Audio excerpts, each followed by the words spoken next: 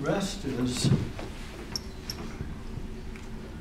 a text called Tales of the Garuda Bird, a poet's fragment.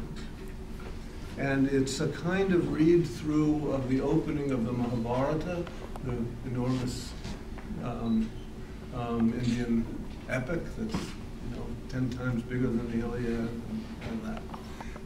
And its connection with Olson is simply that there's an enormous amount of the Maximus poems which are inventions of an intertextuality.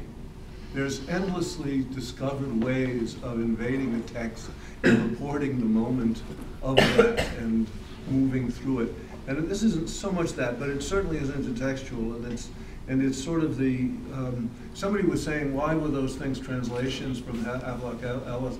I think that there's a sense of translation which is simply the way in which a content makes its impression upon one, and then one gives it back as essentially what a translation is in any case, whether it's a translation of a dream or of another language or the same language. So this is in a sense a translation. There are 26 fairly short parts, and I'll read the numbers so you know where we are. 1. The elixirs of immortality confuse even the gods. Who'll scoop it up in a skull and stash it somewhere? How much do you have to down to no effect? Insatiable thirst must be slaked by insatiable beverage. Its molecules are freak sentient moments bubbling into a caustic bath that wounds the palate, scorches the tongue, ravages the vocal apparatus so that in exchange for immortal being, muteness scotches song.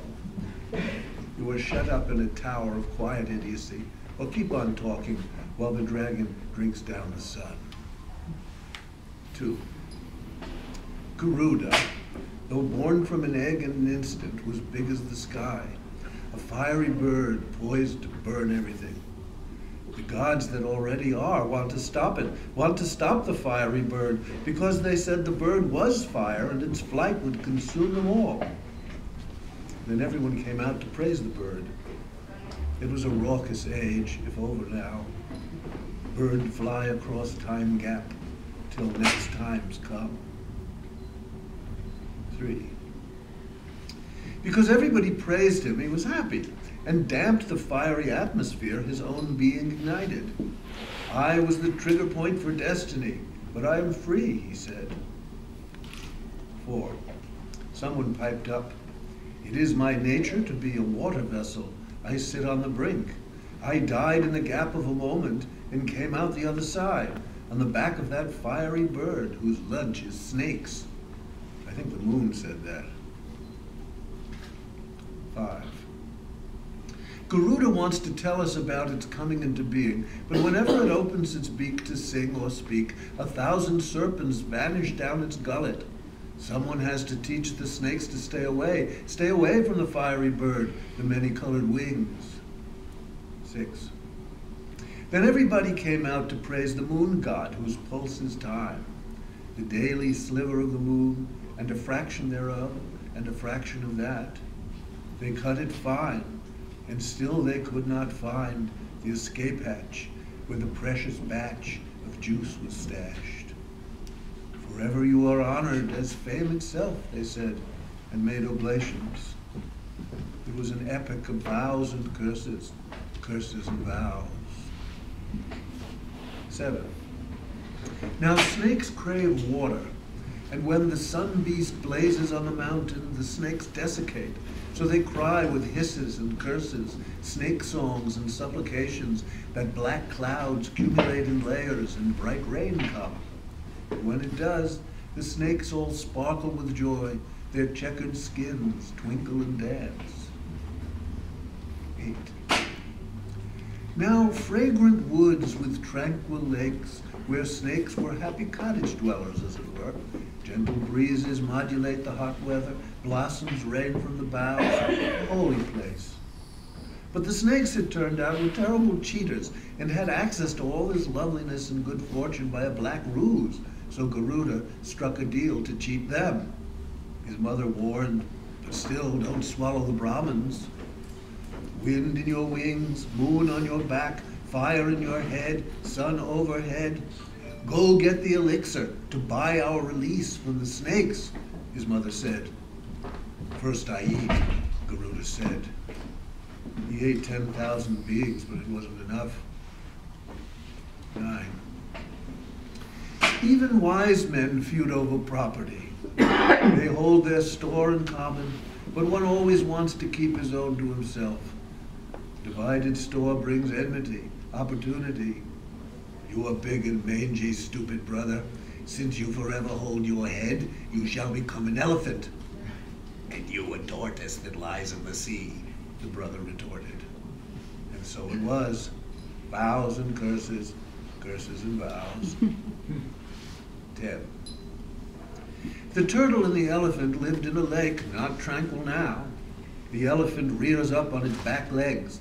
The tortoise cringes as the elephant focuses his tusks and trunk. Now the turtle stands on hind legs too and battles the furious pachyderm. Lake afrost with billows, fish withdraw. Garuda waits in the air till his father, Kasyapa, gives a signal, and then swoops down and seizes one combatant in each claw and flies to sacred water. Below were god trees, gold and silver fruits, branches of beryl nourished by water of the sea, and an enormous banyan tree requested that Garuda sit down upon one of its branches, but the branch broke, and the little sages that were hanging upside down were in terrible danger. 11. He flew to Tibet and stopped on top of a mountain and ate the animals he clutched in his claws and set the sages free, I think, or else Garuda became their weapon. But the gods didn't like it and started to fight. Garlands withered, blood rained down, lights went out. They had to find some wise men to find out why. It's your fault, O king of the gods. Your lack of vigilance produced Garuda, the sages said. He wants to steal the soma, and he can do it. Gods stood round the elixir, showing the weapons peculiar to each. Discus, bludgeon, trident, battle axe, javelin, scimitar, club. 12. Great Indra insulted the miniatures. They were sages no bigger than the joint of your thumb. The poet said, I better stop this. 13. The miniatures got stuck in the hoof prints of a cow that were full of water. Indra laughed and stepped on their heads. The little sages vowed, we will make another Indra bigger than you. Don't do it, cried Kasyapa, who was the form that Prajapati had at that moment. Don't break the king of the gods. Make instead a king of the birds. 14. The darkness of being is a dust storm kicked up by the raging flapping of Garuda's wings.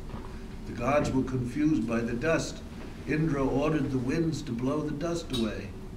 Then Garuda boomed out thunder and towered up in the sky. The gods of the atmosphere assailed him with aerial weapons. They zoned in from everywhere, but Garuda handled them readily.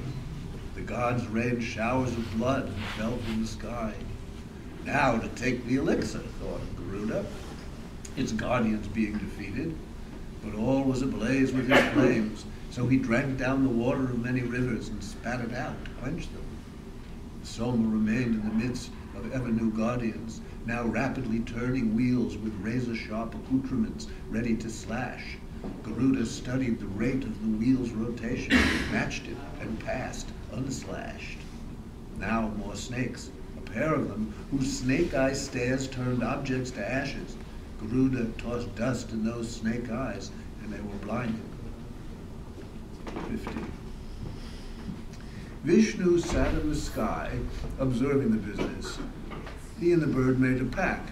Krishna, who was Vishnu, took Garuda as his mount, and the bird would become immortal, willy-nilly, his soma.